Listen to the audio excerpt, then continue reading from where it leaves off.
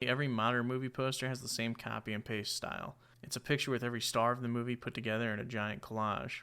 Marvel movies are an excellent example of this. Look at Avengers Endgame.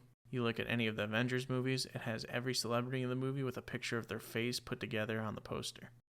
I think the most egregious example comes from one of my favorite movies in recent years, Dune. This poster is utter crap. It does its best effort to fit literally every notable person starring in the movie onto the poster, with their heads floating above the sky and no artistic integrity.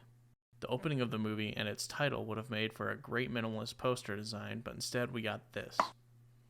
What happened? That we went from posters like Jaws, The Thing, and many others to modern day crap pieces.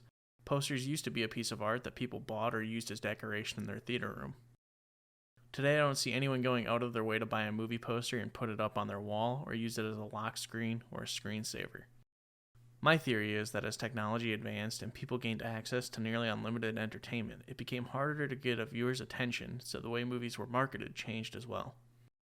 When the main forms of entertainment were renting or buying a movie, watching whatever was on TV, or going to the theater, there was no competition to get people to watch your movie. Studios didn't have to compete for viewers. Now everyone has access to unlimited movies on their phone due to streaming services.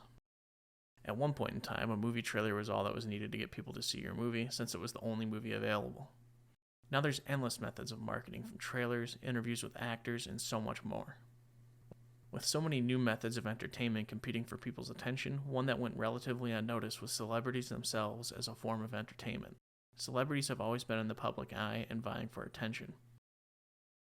Marilyn Monroe and many others stood at the top of the entertainment industry long before the digital age. Now that every actor and actress has their own online presence, it has gone from what was once a handful of celebrities being in the spotlight to everyone cultivating their own following and built-in audience.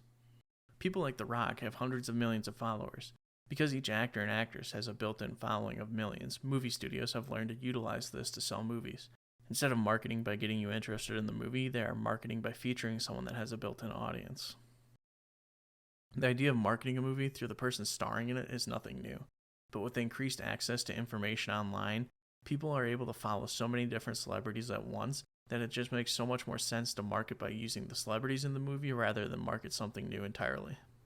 In order to test my hypothesis, I decided to go look at some numbers and see if this held true. What I did was go back over 40 plus years and look at the posters for the top 10 highest grossing movies each year up until 2021. I used the worldwide earnings for each year to determine the 10 highest earning movies. To make sure I use the same standard for each movie poster, I used the default poster on IMDb under the assumption that it's going to be the one people associate with the most. When determining what counted as a bad poster, I looked at two main things. First being, does the poster feature a bunch of floating heads or faces? Second, is the main celebrity or celebrities the predominant feature with little to no other artistic details? There were a few posters that featured many of the celebrities starring in the movie, but it did so in a way that made sense for the movie. Inception is an example of this. Then there were movies that featured the characters and not the actors or actresses portraying those characters. So movies such as The Incredibles and Frozen 2 don't count as bad posters, since those are the characters and it makes sense to feature them on the poster. So with all this in mind, I went through every year since 1980 up until 2021 and counted every bad poster in the top 10 highest grossing movies for the year. I put all of my results in a Google Sheet that I'll have linked down below for anyone to access. The 1980s was the only decade that had a year without a single bad poster. The most in any year during this time was 3 bad posters. Overall, out of the 100 posters in this decade, I found 13 to be bad posters. Of the bad posters in the 1980s, they seemed to consist of a bunch of faces and heads slapped onto the poster. There were many posters close to being bad, but I gave it a pass.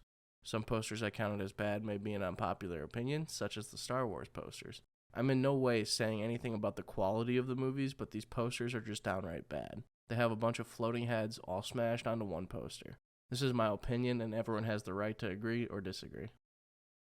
Some posters were close to being counted as bad, but I decided against it. Rocky III and Annie were both very close to being counted as bad posters. There were quite a few posters like this in the 80s. I didn't include them as bad for the same reason that they focused on the character and not the actor or actress. I could understand if some people thought these posters should count, but this is not a perfect method. Then going into the next decade, the 90s, there was an increase in bad posters. It also produced the year with the most bad posters in 1996, having 7 bad movie posters that year. Although there was an uptick in bad movie posters, it also had some standouts. This decade also produced some of the best movie posters in cinema history, with movies like Terminator 2, Silence of the Lambs, Jurassic Park, and many more.